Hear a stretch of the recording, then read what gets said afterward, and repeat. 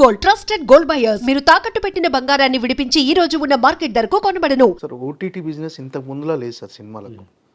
అంటే OTT business ఎప్పుడైతే తగ్గిపోయిందో సినిమాల ప్రొడక్షన్ కూడా తగ్గిపోయింది అంటారు. యాజ్ ఎ ప్రొడ్యూసర్గా మీరు అది ఏం సార్ ఎలా? ఓటీటీలో ఇంపాక్ట్ అయిన బిజినెస్లో we are the first ones. Okay.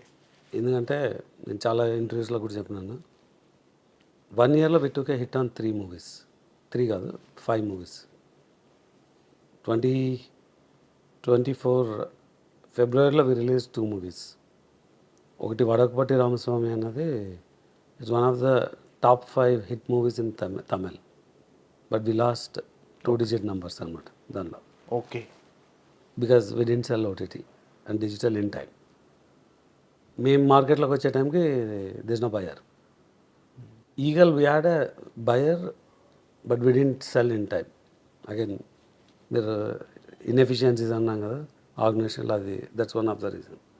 So we lost money because we didn't sell the non theatrical. Non theatrical అమ్మంటే we'd have been in cash positive. అలా ఆ ఇయర్లో ఒక సినిమా అమ్మింది వీ కుడ్ రియలైజ్ బ్యాక్. మనమే నమ్ముకోలే. దెన్ హై 30s లో 40sలో we lost money. Then subsequent release చేసిన మూవీస్లో కూడా there's the issue with the selling the non theatrical. అలా I lost more than 3 digits okay because of OTT. Okay. Not selling the non theatrical in time or this no market for non theatrical.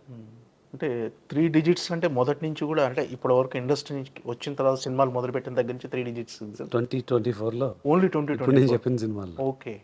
Within 5 or 6 movies. Okay.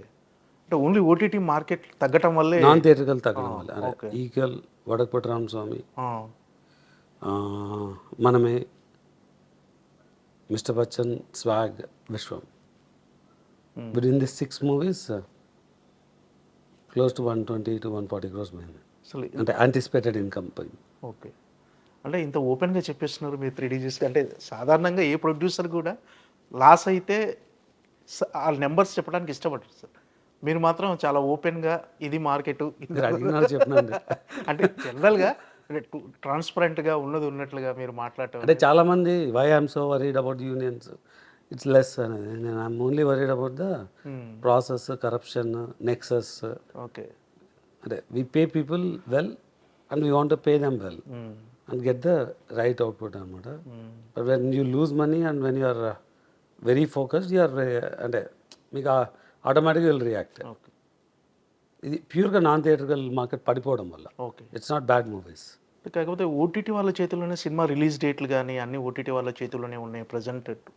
వాళ్ళు ఇచ్చిన date ప్రకారమే సినిమాలు release చేయాలి అనేది ఒక trend నడుస్తుంది sir. వాళ్ళు ఒక డేట్ ఫిక్స్ చేస్తున్నారు, ఈ డేట్లో ఫిక్స్ చేస్తే మీరు అది చాలా రాంగ్ ఆర్గ్యుమెంట్.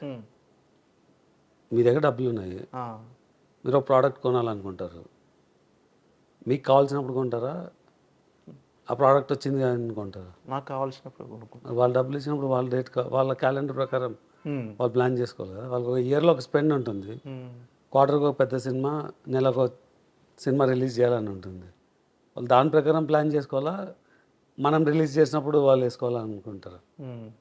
వాళ్ళు చాలా క్లియర్. 2026లో ఏ మంత్లో నేను ఏ సినిమా రిలీజ్ చేసుకోవాలని 25లోనే కాంట్రాక్ట్లు చేసుకుంటున్నారు. వాళ్ళు ఇచ్చే సిగ్నిఫికెంట్ మనీ కాబట్టి వాళ్ళు డిమాండ్ చేస్తారు. అంటే నాకు తెలిసి అది తప్పని అనుకోను. ఓటీటీ వాళ్ళ చేతిలో ఏం లేదు. ఇప్పుడు ఎలా ఉంది సార్ నాన్ థియేట్రికల్ మార్కెట్? కొంచెం మీరు అనుకున్న 1 yearకి ఇప్పటికే ఉన్న డిఫరెన్స్ కనిపించిందా? లేదండి. 21, 22, 23 నాన్ థియేట్రికల్ మనీ ఎక్కువ వచ్చింది కదా అని చెప్పి people started taking it easy and making lot of good bad ugly movies. ఇప్పుడు people cannot afford to make bad and ugly. అంటే good can become bad, but ugly అవ్వడానికి ఛాన్సెస్ తక్కువ ఉంటుంది. ఓకే. అంటే మీ బ్యానర్లో ఓ బేబీ సినిమా కానీ, గూఢాచారి, next Karthikeya 2, ధమాకా, ఇవి సక్సెస్లు కనిపిస్తున్నాయి సార్. కానీ మేము ఆల్వేస్ సక్సెస్లే చూసినామండి, ఒక 24 తప్పితే. ఓకే. ఫైనాన్షియల్గా అంటే మీరు చూసేది ఫైనాన్షియల్ సక్సెస్ అంటే ఇట్స్ ఫైనాన్షియల్గా ఒక సినిమా మీరు పెట్టిన డబ్బులు మీకు రిటర్న్ వచ్చి ప్రాఫిట్ చూస్తేనే ఆ సినిమా సక్సెస్.